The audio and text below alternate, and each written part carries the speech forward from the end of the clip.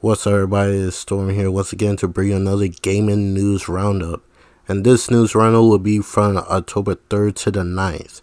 Our first news that came out during the week was PlayStation Store have officially released in the US. And here are the benefits for the tiers and detail from the FAQ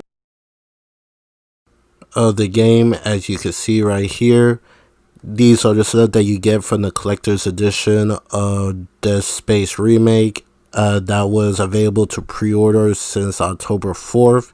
So if you want to get your hands on it, you better start now.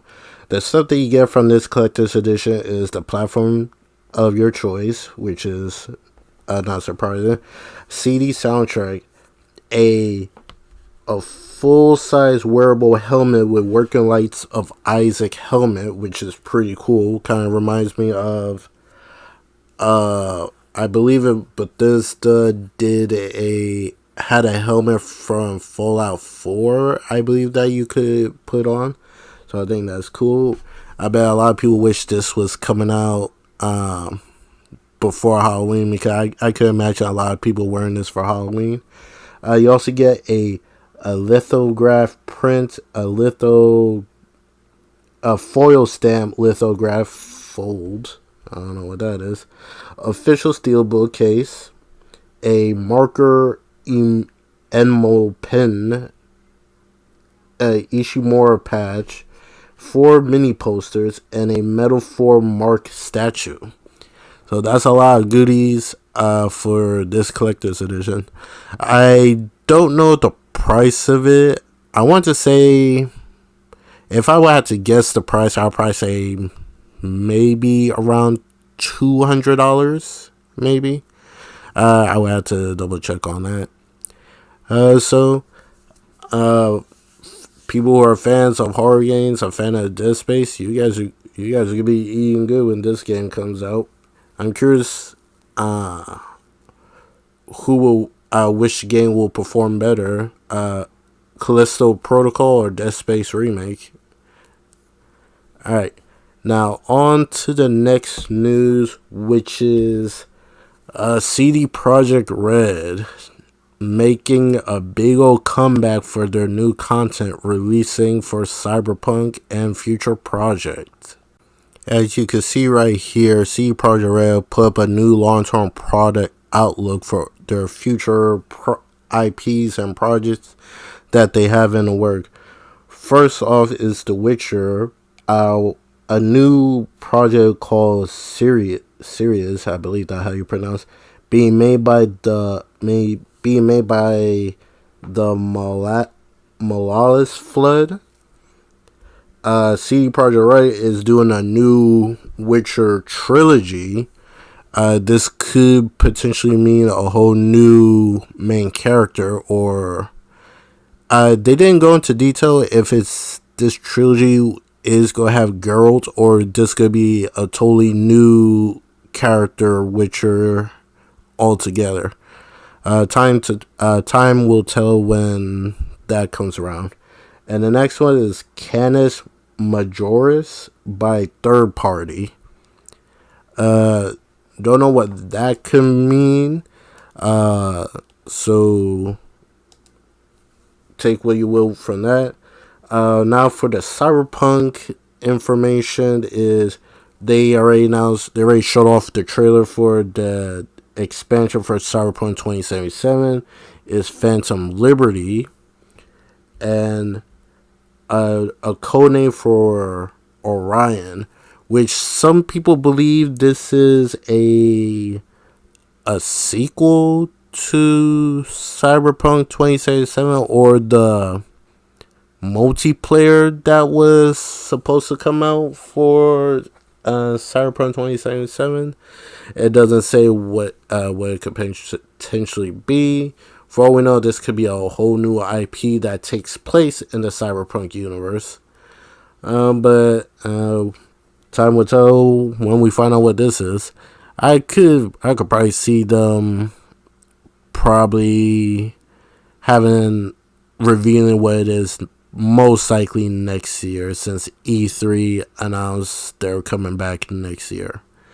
And the last one that they have is a whole new IP called basically Project codename Hadar, and this being made by CD Projekt Red themselves. So, what do I think of this? Granted, I have not played Cyberpunk 2077, but I heard some people say like they did fix the problems that it had when it originally came out and stuff. I personally just never got around. I just never tried it out myself. I believe the PS5 Premium PlayStation Plus membership do have a trial version of it, so maybe I'll take a look at it through that. But I saw some people are very excited for this. Their future plans and stuff. But I could see some people are being a little bit skeptical when it comes to CD Projekt Red after how 2077 first came out. So it's basically people are going to give them a chance to redeem themselves. But I wouldn't be surprised if I wouldn't be surprised if there won't be a foreseeable problem when this game comes out. But then again, these are gamers, so some of them will probably Cyberpunk 2077 came out 2 years ago, so I think it's time we should move on past that. And with that kind of mindset, I go with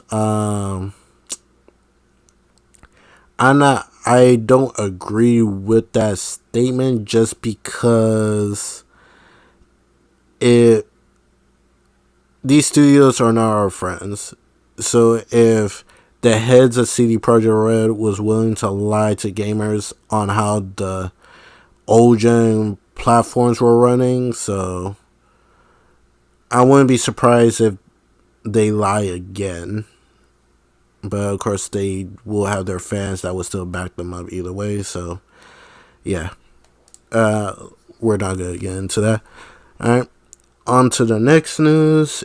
Is I can't believe it. This game still dropping content ever since it released. Dragon Ball Z Xenoverse 2 is adding more content and bringing in more DLC characters. And here you have it, folks. From the latest Dragon Ball Super movie, Gamma 1, 2, and Gohan from the movie is coming to Dragon Ball Xenoverse 2. Don't know if Gohan new transformation will be in the game. But, yeah, the fact this game came out... when does Xenoverse 2 come out? I want to say maybe 2016 it came out. I want to say it was it was October 8th, 2016. So this game came out 6 years ago, and it's still dropping content. So wow. So they do have a little roadmap when more content for Xenoverse 2 will drop. And I think it's amazing. I still play it here and there and stuff. Of course, I've been playing some other stuff, so I'm just bouncing around between games. But yeah, that game is still live and full of people. The last time I played, I saw people was making their characters making it look like Gohan new transformation look, so I thought that was pretty cool. So yeah, but since we're on the topic of talking about Dragon Ball Z, not only Xenoverse 2 is getting new content, Dragon Ball Z Kakarot is also getting new content. And not just new content, they also announced that Dragon Ball Z Kakarot will be coming to the next gen consoles, will be able to be played at 4K 60, And if you own the copies of Dragon Ball Z Kakarot on the Xbox or the PS4, you will be getting the free upgrade for the next gen consoles. They do have a little video out right now that you can look at the comparisons of the old gen and the next gen, and it is very impressive. Like, granted, they didn't show off how like this transformations or combat look in the next gen console version. They only show like how do the quality of life look, and it looks really good. I will get the free upgrade, of course, and then the new content that coming out for Dragon Ball Z Kakarot is a Broly DLC. Not Broly DLC, Bardock DLC. So yeah, when that content drop, I will get back into it and play again because I'm a fan of Dragon Ball Z. Alright, we're getting close to wrapping up our news week. On to the next one is the launch of Overwatch 2. Overwatch 2 came out and it had a pretty rough launch. It suffered from a DDoS attack. If for the people that may not know what's a DDoS attack, it's basically when I believe is when a hacker uses some type of software that will overload a server, like fill the server up with a whole bunch of random stuff that would be difficult for anybody to get into any online game. I had a buddy who tried to play Overwatch 2, and he showed me a picture that he was 4,000 queue in line to get on the game, which is pretty outrageous. So as you saw earlier in the video, I was playing it. They seem to have rectified that problem, but I don't think a lot of people is playing Overwatch 2 because for when I played,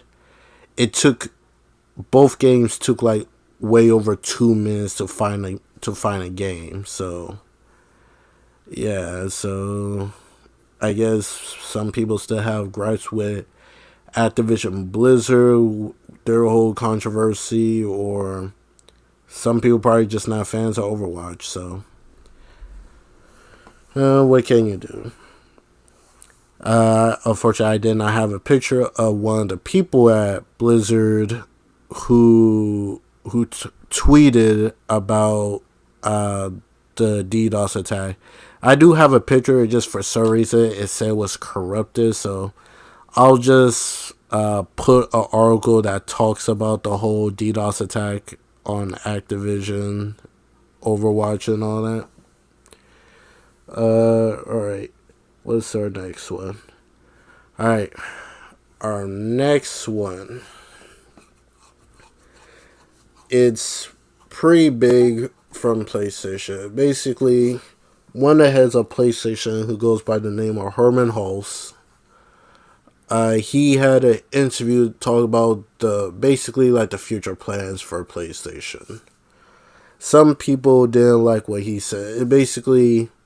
He said that PlayStation Live service game, the live service games that they are making, they will launch day one on PS5 and PC, and their other games, like their single player story driven games, they will launch 1 year after the release.